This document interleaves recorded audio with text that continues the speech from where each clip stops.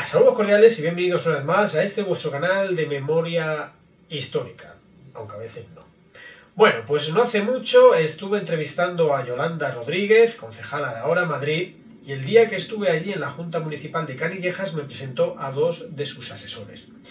Y bueno, pues consideré que era muy interesante entrevistarles para dar a conocer un poco cuál es el trabajo de los asesores, que mucha gente se pregunta, ¿qué hacen los asesores en sitios como el Ayuntamiento de Madrid o en sitios oficiales como ministerios, etcétera, etcétera, etcétera? Así que, bueno, pues no me corté un pelo y les atraqué, lo que se dice un atraco a mano armada, y les pedí por favor que accedieran a mi entrevista.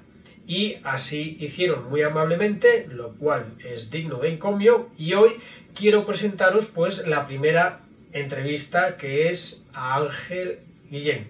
Así que sin más dilación, vamos con dicha entrevista. Bueno, y nos ha comentado Yolanda que estuviste muy involucrado en el proceso del homenaje, la exposición de la 9, ¿no? Efectivamente. El trabajo práctico del día a día, o sea, de organizarlo, en gran parte lo hice yo. En gran parte también lo hizo Belén, que es mi secretaria, que es la que hizo la lista de los invitados, a la que hacía alusión antes Yolanda, etcétera, pero gran parte lo hice yo, sí. Y bueno, supongo que tú que conoces bien la historia de la 9, sería todo esto, aparte de una cuestión de justicia, una cuestión bastante emotiva, ¿no? Es una cosa muy bonita, claro. Es una cosa muy, muy bonita. En cuanto a lo emotivo, pues es que no quiero entrar a repetir un poco lo que ya te ha comentado Yolanda, pero es que un homenaje de estas características yo creo que no se había hecho por parte de una institución, desde luego no del Ayuntamiento de Madrid, nunca. Y yo creo que hacía falta a toda la ciudadanía y que nos hacía falta a nosotros. Nosotros lógicamente también lo vivimos como una cosa muy bonita. Entre los compañeros empleados de esta junta se ha hablado mucho de esta exposición, se han comentado cosas, cuéntame. Pues no te sé decir hasta qué punto, pero seguro que sí, claro, seguro que sí.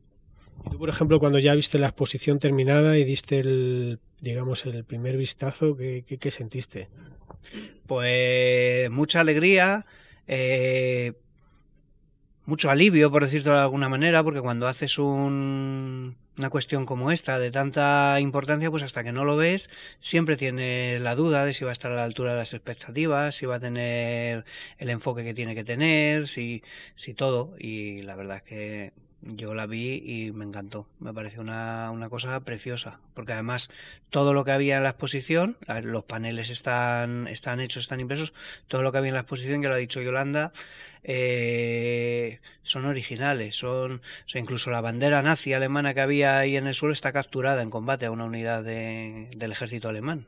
O sea que no es una bandera que la has comprado en un mercadillo, sino que toda la equipación militar, excepto las armas, que por una cuestión administrativa eran reproducciones, y el banderín de la 9, que no es el original está en Francia, pero es una reproducción exacta.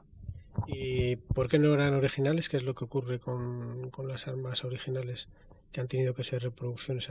¿Cuál es el motivo? No, es un motivo meramente administrativo. Tú, para poder exponer armas, aunque estén inutilizadas, tienes que ir a la Guardia Civil y pedir una serie de autorizaciones especiales que llevan unos plazos y que complicaban la gestión.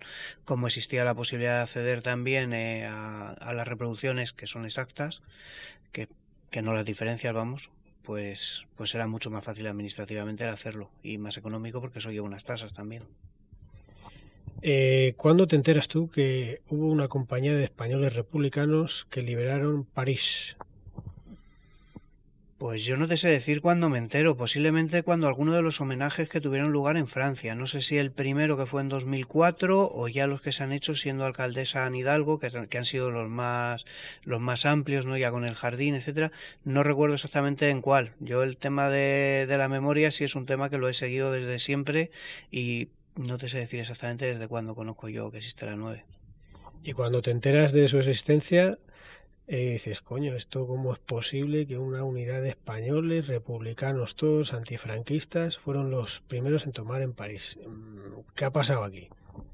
Pues hombre, es llamativo que eso no sea conocido, ¿no? Pero dentro de que es llamativo, es lógico, porque obedece a una doble lógica. La primera, que no encajaba dentro del relato golista de cómo había sido la liberación de Francia, entonces por eso en Francia también hasta 2004 no había habido ningún tipo de reconocimiento, y por otro lado encajaba con la ley del silencio que impuso aquí el franquismo a todo lo relacionado con, de una u otra manera, con la República o con cualquier cosa que pudiera hacer la más mínima sombra al régimen de Franco. Entonces, encuadrado en ese doble silencio y en esa doble ocultación es en la que se entiende esto.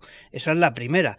La segunda, que cuesta superarla, porque yo la primera vez que voy a hablar de esto digo, bueno, pues se le da importancia, bueno, pues porque son españoles, se la damos nosotros porque somos también españoles, porque simpatizamos con la causa republicana, pero seguramente no sería tan destacado el papel en la liberación de París, lo cual es un error. Estamos, yo creo, un poco acostumbrados a esa ética de la derrota, donde nos resulta más fácil identificarnos con esa derrota que vivimos en nuestro país que con la victoria que hubo en la Guerra Mundial, porque la realidad es que las fuerzas progresistas derrotaron al fascismo en Europa. Y los exiliados españoles, en este caso de la 9, pero no solo de la 9, en la resistencia francesa, en otros países, fueron una parte de ello. Y como ha explicado antes también Yolanda, los españoles que había en la división Leclerc tenían una experiencia de combate que no tenía nadie más, tenían unas capacidades, por tanto, que no tenía otra gente, tenían una determinación muy fuerte para esa lucha. No solo la determinación de haber sido llamados a quintas o de venir heredados de la Legión Francesa o de los regimientos de marcha con los que se había constituido esa unidad, sino una determinación que venía de años antes porque ya habían vivido la guerra contra el franquismo, y por ese motivo el general Leclerc los manda en cabeza en las operaciones más importantes, la más importante de todas las que realiza, que es la liberación de París. Y luego en Alsacia, en el Nido de Águilas, etcétera, etcétera, también tiene un papel muy destacado, no por casualidad, sino porque era la unidad en la que mayor confianza tenía en su experiencia en combate. Y eso sí es una sorpresa, por lo menos para mí, porque estamos, yo creo, muy educados, todos los que bebemos, ¿no?, de la fuente de la memoria histórica y de la tradición republicana, en la memoria de nuestra derrota. Y nos cuesta ver que también existe esa otra memoria, que a nosotros nos es un poco lateral, pero que no es de una derrota. Bueno, ¿vosotros cuánto tiempo lleváis en esta junta trabajando? Bueno, yo estoy aquí pues un par de meses después de entrar Yolanda. Yo entro a propuesta de Yolanda, lógicamente. ¿Y este ha sido el primer trabajo que se ha hecho en este centro, bueno, en este centro cultural sobre memoria histórica, o ya ha habido anteriormente más? Ha habido. Hicimos una exposición sobre las presas de la cárcel de Ventas. Es una exposición que se puso en primer lugar en el distrito de Salamanca, en el cual se ubicaba la prisión de Ventas, sabes que era una prisión franquista de mujeres. Y bueno, pues los compañeros de Salamanca nos ofrecieron la posibilidad de traer aquí la exposición, y no lo dudamos. Este barrio además está muy cercano también a Ventas, y es una cuestión muy cercana y un homenaje muy justo. Allí también tienen un pequeño jardín donde se está haciendo un mural en la parcela que ocupaba la prisión, donde también va a haber un reconocimiento a las presas de Ventas, que es parte de este mismo reconocimiento, ¿no?, a la memoria de las víctimas del franquismo y de los luchadores de la causa republicana y de la causa de la democracia. Hoy leía a Julián Casanova, al historiador, que hacía un alegato en su muro de Facebook acerca de lo que hay que hacer con el Valle de los Caídos. Daba 3 posibilidades.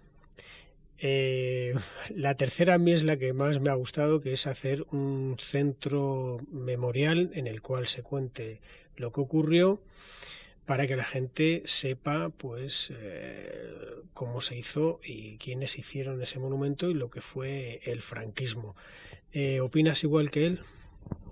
Pues esto es mi opinión particular, yo opino igual que se puede visitar Mauthausen, que la semana pasada estuvo el Ayuntamiento de Madrid en la persona de Mauricio Valiente poniendo una placa a los españoles y a los madrileños ejecutados en Mauthausen.